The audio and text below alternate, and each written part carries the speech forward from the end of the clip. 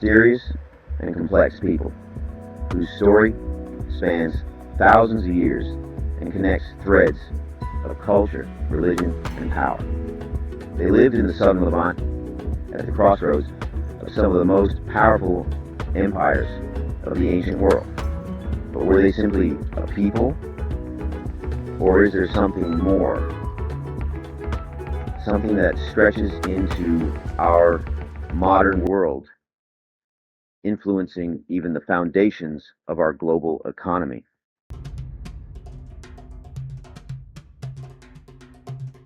The Canaanites, often mentioned in biblical texts and historical records, were not a single race or kingdom, but a collective of Semitic-speaking peoples.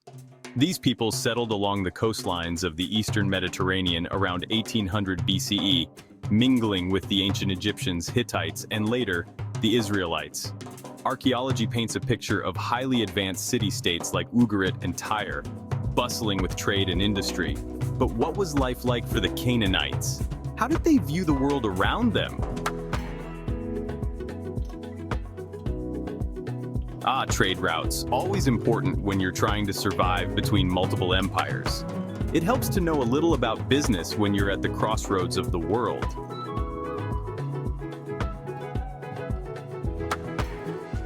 If there's one aspect of Canaanite culture that has fascinated and horrified historians, it is their religious practices. One name, in particular, has echoed through time: Moloch. According to biblical accounts, the Canaanites offered their children in sacrifice to this god of fire, Moloch. Was this true? Archaeological evidence is sparse, but the biblical descriptions are vivid, enough to provoke centuries of debate. Some scholars argue that these accounts were exaggerated by their enemies. But whether or not the Canaanites practiced child sacrifice, the legend of Moloch survived. Echoes of these rituals appear in occult traditions today, particularly in modern fringe interpretations of ancient rites.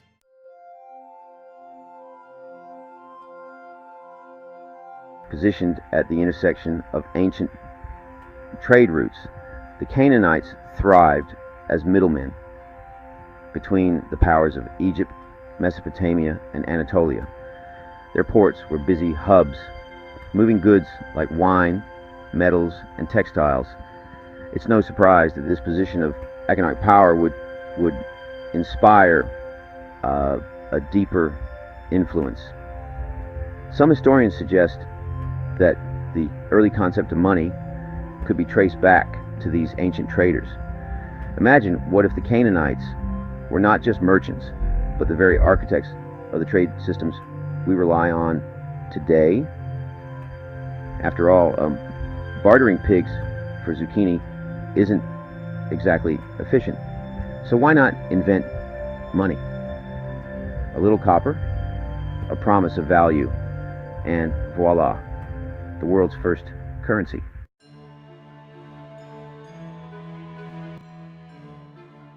And here we arrive at an interesting parallel, the biblical story of Cain, the man who murdered his brother Abel. Some interpretations see Cain as a symbol for the Canaanites, cursed to wander and yet destined to rule the earth. In this speculative narrative, Cain's punishment wasn't merely to wander, but to find a way to dominate. And what better tool for control than the invention of money itself? As the biblical account goes, Cain killed for power, and today, money remains a powerful force that shapes societies.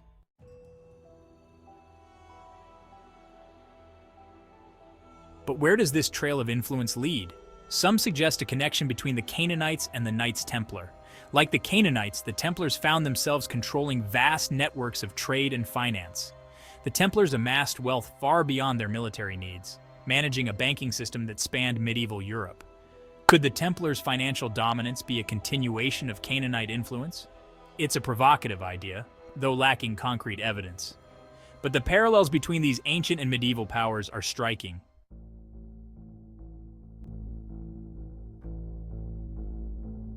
Fast forward to modern times. The Federal Reserve, often described as the world's most powerful financial institution, traces its origins to a secret meeting on Jekyll Island. Here, the world's wealthiest men gathered to create the foundation for what would become the US dollar. And what a coincidence. This meeting happened atop a sacrificial stone once used by giants. Giants who, according to some legends, were descended from the Canaanites. And what do we see when we hold a dollar bill up to the light? The merging of images, forms, a dogman. Could it be that ancient symbols of power, control, and yes, maybe even Moloch, still linger on our currency today?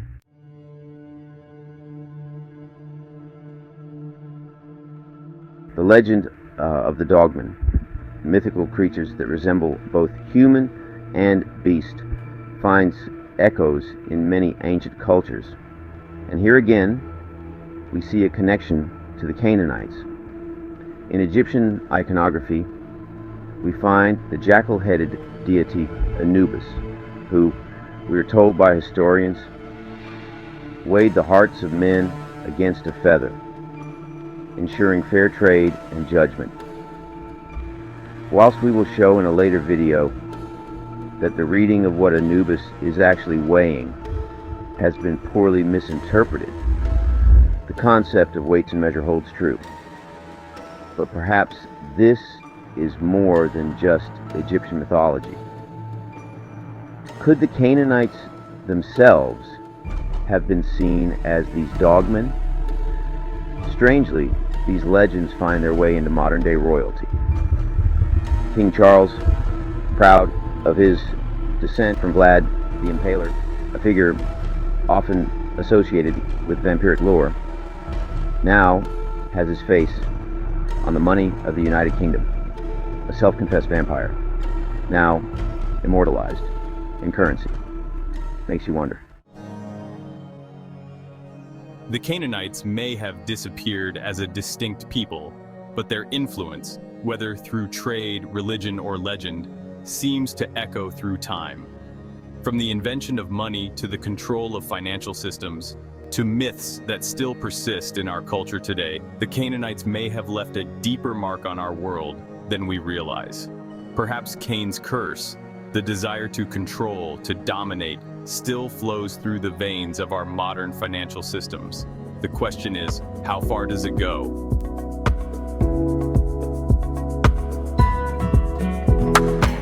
We'll let you decide. Place your ideas in the comments below and join the discussion. Don't forget, if you like this content, to like, share, and subscribe. Hit the notification button to make sure you don't miss our newest uploads. Thanks for being here.